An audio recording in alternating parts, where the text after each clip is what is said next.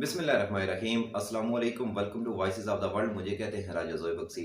नाज़रीन, वाओ एक ऐसा प्लेटफॉर्म है जो उर्दू और अंग्रेज़ी ज़ुबान में ऑडियो वीडियोस की अशात के साथ गैर जानिबदार तज्ज़िया और तबसरों को तहकीकाती साफ़त के आइन मुताबिक बनाकर हर दो जानिब के पहलू से आगाह रखने के लिए सरगर्म है। तो नाज़रीन, आज मैं मौजूद हूँ रावलपिंडी हाई कोर्ट में और मेरे साथ यहाँ पर मौजूद हैं Rawalpindi high court bar association के प्रेसिडेंट सरदार अब्दुल राज़क एडवोकेट। सरदार साहब, आपकी कीमती वक्त का बेहद शुक्रिया। सबसे पहले तो ये बताइए कि आपका एक साला दौरे हुकूमत रहा हाई कोर्ट के, आपने मामलात को देखा और आप वकीलों की आवाज़ बने। तो आपके इस एक साला दौर के अंदर वकीलों के लिए क्या कोई तरक्याती काम हुए हैं? बिस्मिल्लाहिर्रहमानिर्रहीम, आपका बहुत शुक्रिया। हमारे एक साल दौरे सदारत और जो मेरी कैबिनेट का दौर है, इसके बारे में अगर आपने राय लेनी हो तो आप रावलपिंडी डिवीज़न और इस्लामाबाद में मुख्तलिफ वकला के पास जा सकते हैं और आप उनसे पूछ सकते हैं कि ये हमारा किस तरह का दौर था। अल्हम्दुलिल्लाह पूरे डिवीज़न से और वकला से, पब्लिक से, मीडिया से, हर तरफ से एक बहुत अप्रिसिएशन है हमारे लिए और मेरी कैबिनेट के लिए कि अल्हम्दुलिल्लाह अल्लाह ताला ने हमसे इस दौर में बहुत अच्छे काम लिए। अल्लाह ताला ने मेहरबानी की तो उसकी वजह से हमने जो एक बहुत बड़ा प्रोजेक्ट हॉस्पिटल का प्रोजेक्ट था, जो लॉयर्स का एक बड़ा ही यूनिक और मुनफरद प्रोजेक्ट है और वो एक बहुत दरीना ख्वाब था वकला का। पिछले तकरीबन 12 साल से वो इस तरह अधूरा पड़ा था। तो हमने कैबिनेट संभालने के बाद वो हॉस्पिटल उसके 3 फ्लोर जो हैं उनका स्ट्रक्चर खड़ा कर दिया है अल्हम्दुलिल्लाह और चौथे फ्लोर का काम इस वक्त चल रहा है। और मज़ीद जो है उसके लिए हमने हुकूमत पंजाब से 2 करोड़ रुपए की ग्रांट हासिल की और उससे उसका बाकी काम जो है वो चल रहा है। साथ साथ इस हॉस्पिटल के लिए हमने वज़ीर कानून पंजाब मोहम्मद बशारत राजा साहब ने दिलचस्पी ली हमारे साथ और उन्होंने यहाँ हाई कोर्ट में आके तो उन्होंने PWD से इसका जो इसका एस्टीमेट है वो बनवाया और उसके बाद हुकूमत पंजाब ने इस बात का ज़िम्मेदारी ख़ुद ले ली है कि वो मज़ीद जो इसका 9.6 करोड़ की जो बाकी इसकी कास्ट है वो ख़ुद बर्दाश्त करेगी और ये हॉस्पिटल जो है अब तकमील के मराहिल में है और इस बजट में, कमिंग बजट में वो 9.6 करोड़ की जो रकम है वो भी इसमें रखी जा रही है। और इसके साथ साथ हमने हाई कोर्ट में यहाँ पे वैक्सीनेशन सेंटर कायम किया जो पिछले 1 वर्ष से यहाँ पे काम कर रहा है। वकला और उनकी फैमिलीज़ जो हैं वो वैक्सीनेशन की सहूलत यहाँ से हासिल कर रही हैं। हमने नादरा का यहाँ ऑफिस जो है उसको इनेबल करवाया कि वो वकला को साथ साथ वैक्सीनेशन सर्टिफिकेट की सहूलत भी जारी करे।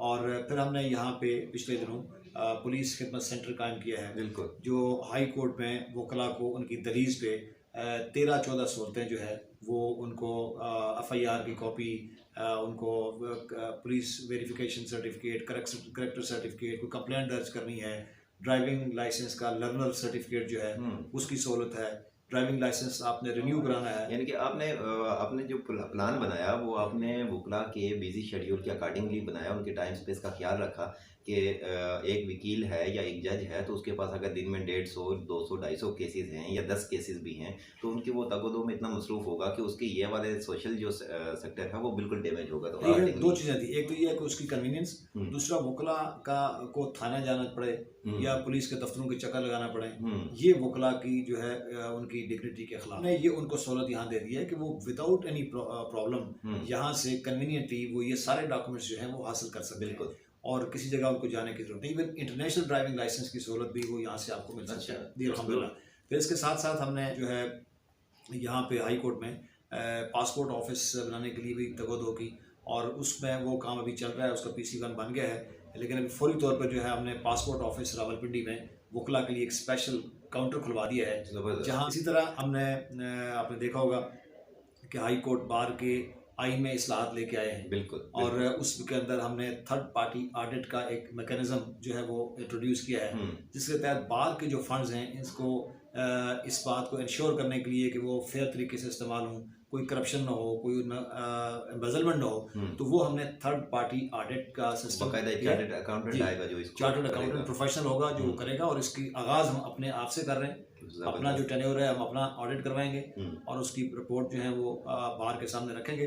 अभी बायोमेट्रिक रजिस्ट्रेशन हमने पूरे डिवीजन से वकला की करवाई है और ये जो इलेक्शन, कमिंग इलेक्शन है, इसको हम बायोमेट्रिक तरीके से करवा रहे हैं। यानी कि इलेक्ट्रॉनिक मशीन है, आप उसकी से भी मुस्तफीद होने जा रहे हैं। जी, इलेक्ट्रॉनिक मशीन से जो भी पाकिस्तान में उसका कोई इलेक्शन नहीं हुआ, लेकिन वकला में जो हमारी बार में एक लाहौर बार का इलेक्शन होता है और लाहौर हाई कोर्ट बार का, और उसके बाद ये हमारा हाई कोर्ट बार पिंडी का इलेक्शन होगा जो बायोमेट्रिक मशीन के ऊपर होगा। सही। इसके अलावा हमने मुख्तलिफ यहाँ पे इवेंट्स किए हैं, वकला के लिए लेक्चर्स का अहतमाम किया है, नौजवान वकला के लिए हमने काफ़ी इंसेंटिव्स दिए हैं, ख़वातीन वकला के लिए हमने यहाँ पे विमेन एम्पावरमेंट और स्ट्रेस मैनेजमेंट के लेक्चर्स दिए हैं। हमने वर्कशॉप्स यहाँ पे करवाई हैं मुख्तलिफ NGOs के साथ मिल के, जिनमें भी मुख्तलिफ अमूर पर अल्टरनेट डिस्प्यूट रेजोल्यूशन के ऊपर और बाकी चीज़ों के ऊपर हमने वकला को उसमें एजुकेट करने की कोशिश की है।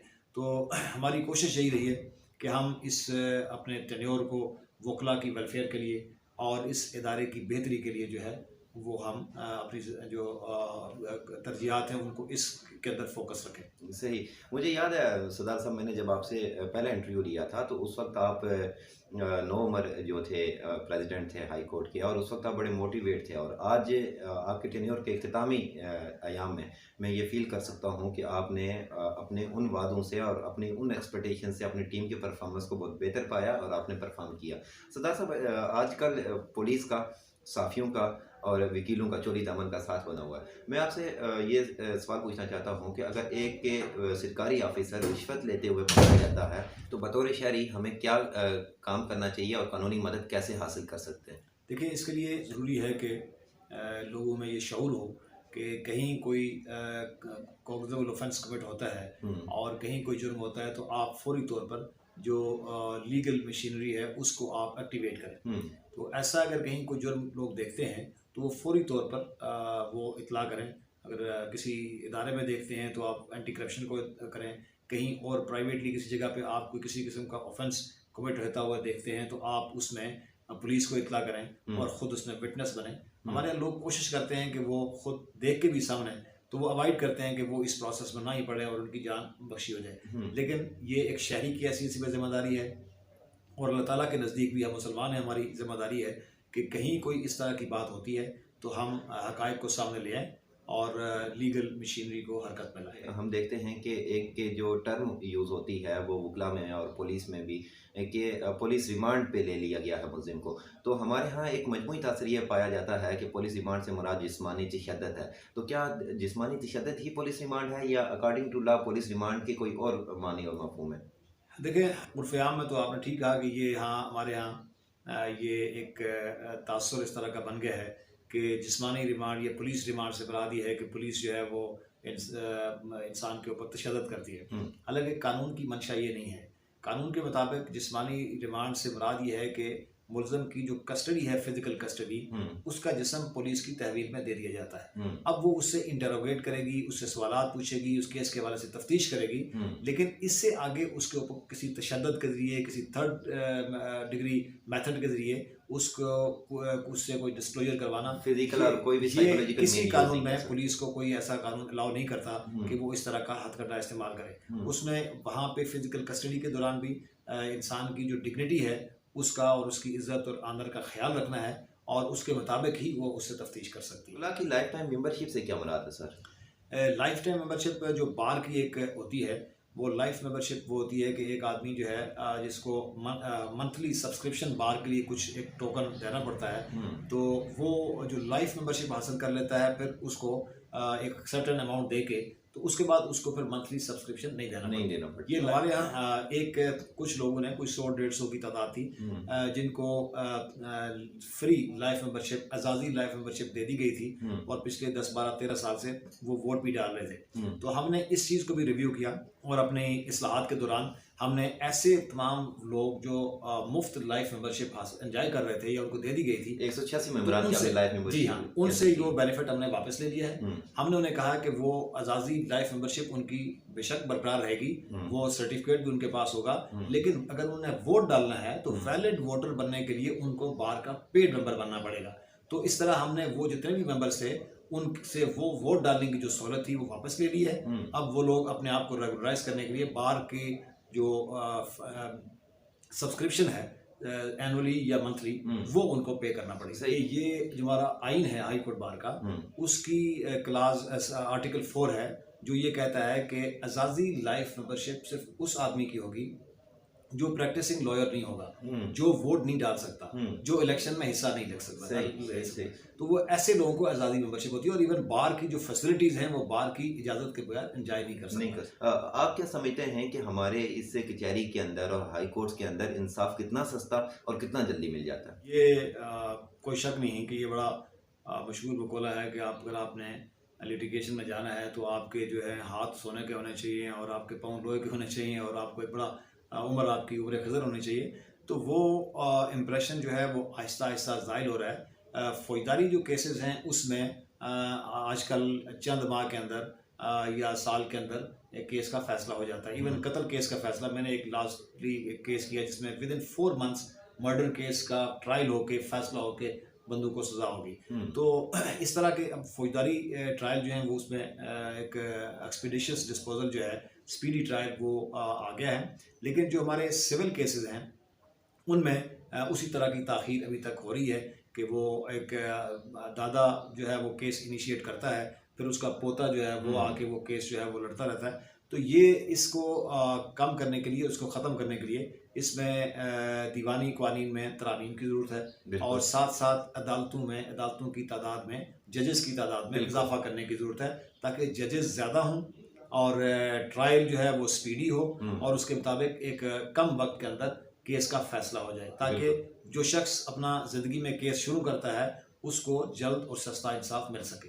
हम देखते हैं कि सिविल कोर्ट के अंदर एक जज कम से कम 150, 200 या 300 केस रोज़ाना की बेस पे समाअत करता है। बतौर वकील आपका क्या एक्सपीरियंस है कि इस तरीके से जो एक शख्स एक स्पेसिफिक सीट के ऊपर बैठ के 150, 200 केसेस डेली की बेस पे सुनता है, वो उसका इंसाफ का मयार क्या होगा? वो इंसाफ कैसे कर सकता है? देखिए, ये बड़ी बदकिस्मती है कि आप जब इतनी बड़ी तादाद में इतना बर्डन होगा एक जज के ऊपर, तो वो कभी भी इंसाफ नहीं कर सकता। वो अपने उस ऑफिस के साथ, अपने ओहदे के साथ ना इंसाफ कर सकता है, ना लोगों के साथ इंसाफ कर सकता है। तो आपको ये बर्डन कम करना होगा, वरना इस तरह क्वालिटी ऑफ जजमेंट जो है और इंसाफ वो कंप्रोमाइज़ होता रहेगा जब तक ये तादाद होगी। इवन मैं आपको बताऊं कि हमारे लाहौर हाई कोर्ट में जो जजेस की तादाद थी वो आज से कई दहाइयाँ पहले वो 50 मुकर्रर या 52 मुकर्रर की गई थी, अभी 60 के करीब है, और उसमें से भी अभी 12-13 जो हैं वो सामियाँ खाली हैं। तो इस वक्त हाई कोर्ट में जो रिक्वायर्ड तादाद है